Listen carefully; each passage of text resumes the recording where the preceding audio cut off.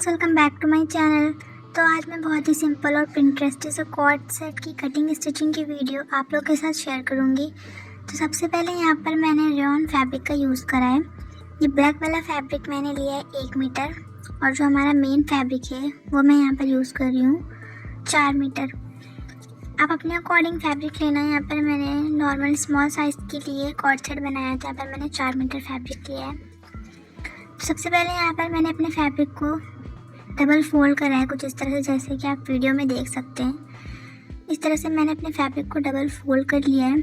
इसके बाद हम इसे यहाँ से कट कर लेंगे, मतलब अपने लेंथ के अकॉर्डिंग आपको जितनी भी लेंथ रखनी हो अपनी कुर्ते की, उसके अकॉर्डिंग इसे हम कट करेंगे। तो यहाँ पर मुझे इसकी लेंथ चाहिए 39। तो यहाँ पर मैं 39 इंचेस मेजर करके इस तरह से अपने फैब्रिक को डबल फोल्ड कर लिया है मैंने, और इसे हम अच्छे से सेट कर लेंगे और ऊपर वाले साइड से इसकी कटिंग कर लेंगे। यहाँ पर मुझे चाहिए 39, तो यहाँ पर मैंने 39 पर मेजर कर दिया और मैं इसकी कटिंग कर लूँगी। तो यहाँ पर हमारी कुर्ती के लिए फैब्रिक कट हो गया है। इसे हम इस तरह से फोल्ड कर लेंगे। तो बंद वाले साइड को मैंने अपनी तरफ रखा है। सबसे पहले हम ऊपर के साइड पर अपने शोल्डर की मार्किंग करेंगे। मैंने यहाँ पर 7 इंच पर शोल्डर की मार्किंग करी है और ½ इंच पर मार्क करा है अपने शोल्डर को डाउन करने के लिए, कुछ इस तरह से। उसके बाद मैंने शोल्डर के लिए मार्किंग करी है 3 इंच पर, और यहाँ पर एक स्ट्रेट लाइन मैंने ड्रॉ कर ली है। इसके बाद हम अपने आर्म होल की मार्किंग करेंगे। इसके लिए मैं मार्क कर रही हूँ 7 इंचेस पर। अपने आर्म होल के लिए यहाँ पर मैंने 7 इंच पर मार्क करा है, और नीचे साइड पर जैसे हमने अपने शोल्डर के लिए मार्किंग करी थी 7 इंचेस पर ऊपर वाले साइड पे, उसी तरह नीचे भी हम 7 इंचेस पर मार्क कर लेंगे आर्म होल के लिए।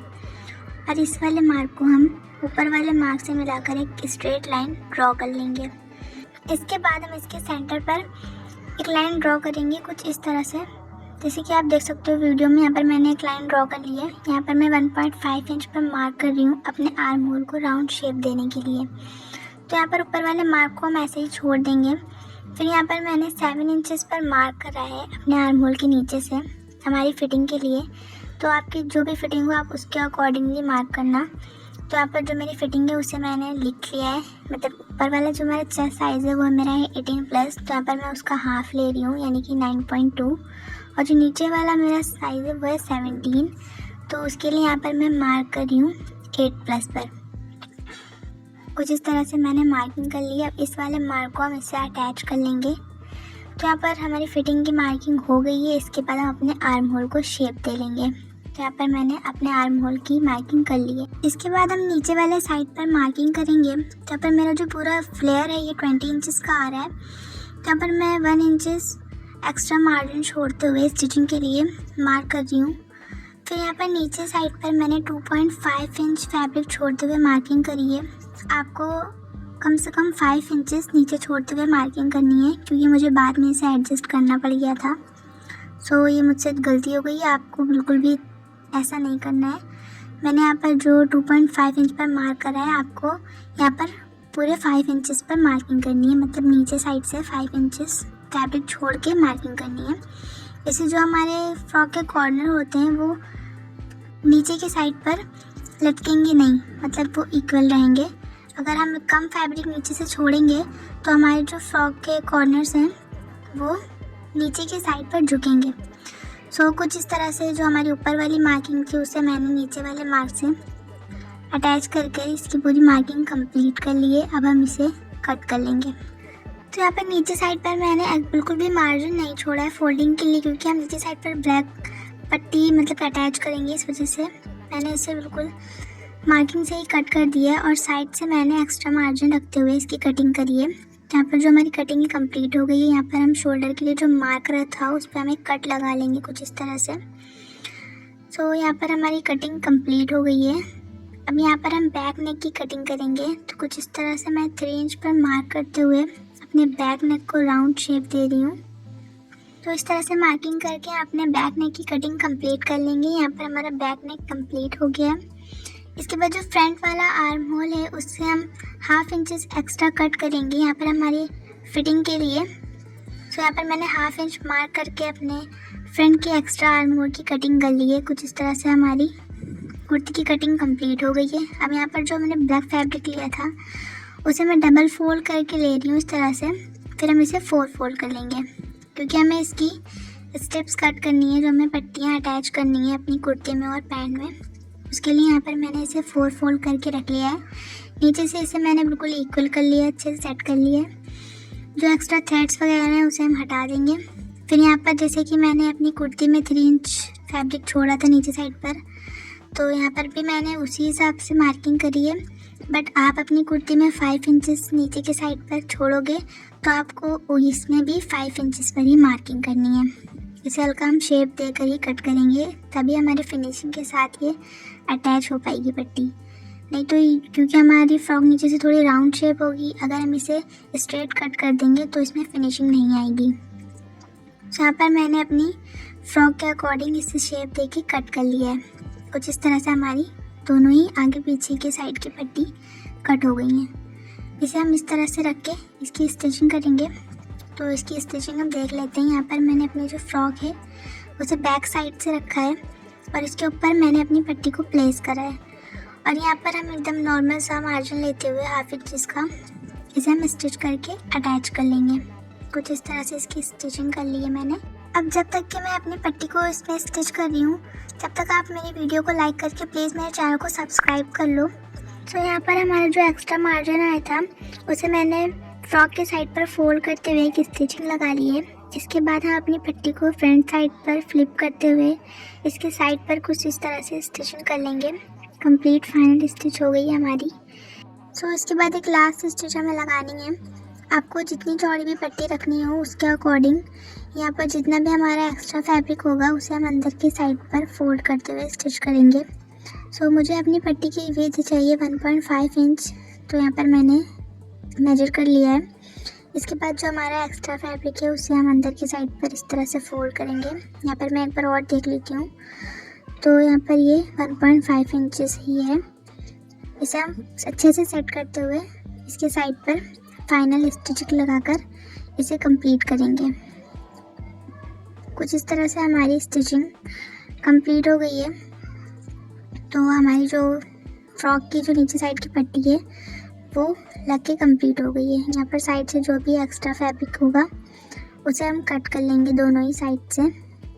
सो अच्छे से फिनिशिंग से हमारी ये पट्टी लग के कंप्लीट हो गई है, जैसे कि आप लोग देख सकते हो वीडियो में। अब हम इसका नेक देख लेते हैं। तो यहाँ पर मैंने वी नेक कट करके एक ब्लैक फैब्रिक पर पेस्ट कर लिया है। इसकी विड्थ मैंने रखी है 6 इंचेस। सो यहाँ पर इसके साइड से जो मैंने एक्स्ट्रा फैब्रिक छोड़ा है इसे हम इस तरह से फोल्ड करते हुए इसकी स्टिचिंग कर लेंगे। एक यहाँ पर पूरे फैब्रिक को फोल्ड करते हुए मैंने स्टिच कर लिया है। अब अपने इस फ्रंट वाले पार्ट पर इसे अटैच करेंगे। यहाँ पर मैंने सीधे साइड से बैक साइड से अपनी फ्रॉक को रखा है और इसके ऊपर हम अपने नेक को इस तरह से पेस्ट करेंगे। मतलब नॉर्मली तो फ्रंट साइड से ही नेक रखकर फ्लिप करा जाता है, बट हमें बैक वाले साइड से रख के फ्लिप करना है, क्योंकि हमें फ्रंट साइड से ब्लैक पट्टी चाहिए नेक पे। तो यहाँ पर मैंने बैक साइड से रखते हुए अपनी नेक को स्टिच कर लिया है वी नेक। इस तरह से स्टिचिंग कंप्लीट हो गई है हमारी। इसे हम कट कर लेंगे एक्स्ट्रा मार्जिन छोड़ते हुए। यहाँ पर हमारी जो नेक की कटिंग है वो कंप्लीट हो गई है। अब इसे हम अपने फ्रंट वाले साइड पर फ्लिप करते हुए इसकी स्टिचिंग करेंगे। सो कुछ इस तरह से मैं इसे फ्रंट वाले साइड पर फ्लिप कर लूँगी। तो अब हम इसके दोनों साइड्स पर एक फाइनल स्टिच करेंगे। तो कुछ इस तरह से मैं इसकी स्टिचिंग कर रही हूँ। यहाँ पर हमारे नेक की जो स्टिचिंग है वो एक साइड की स्टिचिंग कंप्लीट हो गई है। अब दूसरा वाला जो साइड है उसे भी हम स्टिच कर लेंगे। तो यहाँ पर इस तरह से सेकंड वाले साइड की हम स्टिचिंग करेंगे। तो हमारी सेकंड वाले साइड की स्टिचिंग भी यहाँ पर कंप्लीट हो गई है। हमारा नेक जो है वो बन के रेडी हो गया है। फ्रंट नेक कंप्लीट हो गया हमारा इस तरह से। जो हमारे थ्रेड है इसे हम रिमूव कर लेंगे ग्रीन वाला।